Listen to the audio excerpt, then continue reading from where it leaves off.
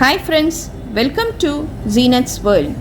இன்றைக்கி நம்ம பண்ண போகிற ரெசிபி இட்லி மாவு போண்டா.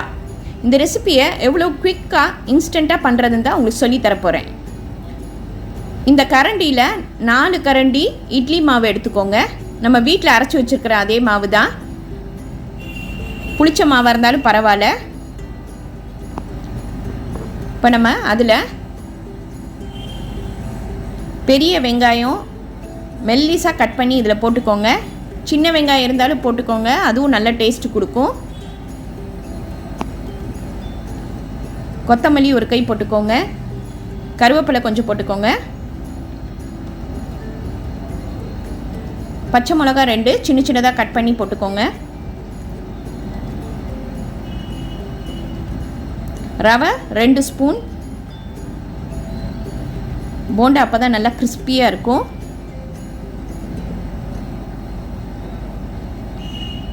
சீரகம் ஒரு 1/4 ஸ்பூன் போட்டுக்கோங்க.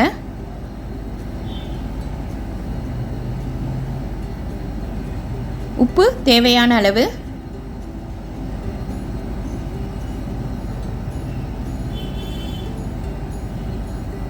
அரிசி மாவு 1 ஸ்பூன். இப்போ இதை எல்லாத்தையும் போட்டு நல்லா கிளறி விட்டுறலாம். தண்ணி ஊற்ற தேவையில்லை, மாவுலேயே ஈரப்பதம் இருக்கும். நம்ம வடை மாவு சுடுற பதத்துக்கு நம்ம இதை நல்லா பிசைஞ்சுக்கணும்.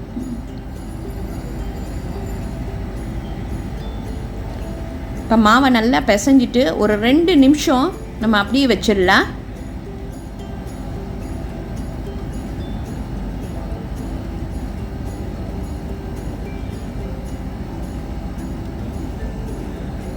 இப்போ மாவு சுட போவையில் இட்லி சோடா உப்பு ஒரு 1/2 ஸ்பூன் போட்டு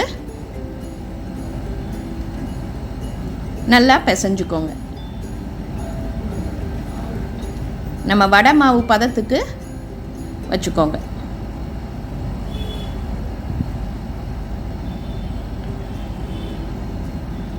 இப்போ நான் இங்கே கடாயில் எண்ணெய் ஊற்றி வச்சுருக்கேன். எண்ணெய் நல்லா காஞ்சிருச்சு. இப்போ நம்ம போண்டாவா மாதிரி ஒன்று ஒன்றா போடலாம். உங்களுக்கு எந்த சைஸில் போடணுமோ இல்லை வடை மாதிரி தட்டி போடணுன்னாலும் போடலாம். உங்களுக்கு எந்த சைஸில் போடணுமோ அந்த சைஸில் போடுங்க. பாருங்கள், 5 நிமிஷத்தில் இந்த இட்லி மாவு போண்டா ரெடி ஆகிடுச்சு. பாருங்கள், நம்ம இங்கே டீ போடுறதுக்குள்ளே இப்போ கெஸ்ட்டு யாராவது திடீர்னு வந்துட்டாங்கன்னா அவங்களுக்கு இந்த ஸ்நாக்ஸ் பண்ணி கொடுக்கலாம். ரொம்ப டேஸ்ட்டாக இருக்கும்.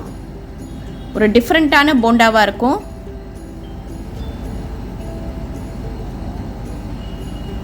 ஃபைவ் மினிட்ஸில் நம்ம இந்த போண்டாவை ரெடி பண்ணிடலாம்.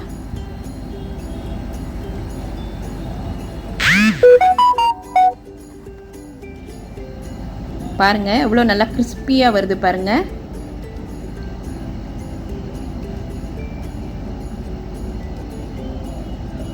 ஈவினிங் டைமில் ஸ்நாக்ஸுக்கு இது ரொம்ப டேஸ்ட்டாக இருக்கும்.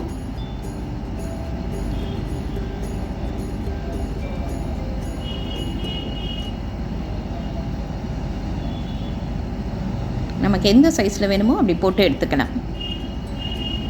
நம்மளோட இட்லி மாவு போண்டா ரெடி ஆயிடுச்சு பாருங்கள். இதுக்கு சாம்பார் சட்னிலாம் தொட்டு சாப்பிட்டோன்னா செம்ம டேஸ்ட்டாக இருக்கும். ரொம்ப ஈஸி. இன்றைக்கி இதை ட்ரை பண்ணி பாருங்கள். லைக் பண்ணுங்கள், ஷேர் பண்ணுங்கள், ப்ளீஸ் சப்ஸ்கிரைப் பண்ணுங்கள். உங்கள் கமெண்ட் எனக்கு அனுப்புங்க. தேங்க்யூ.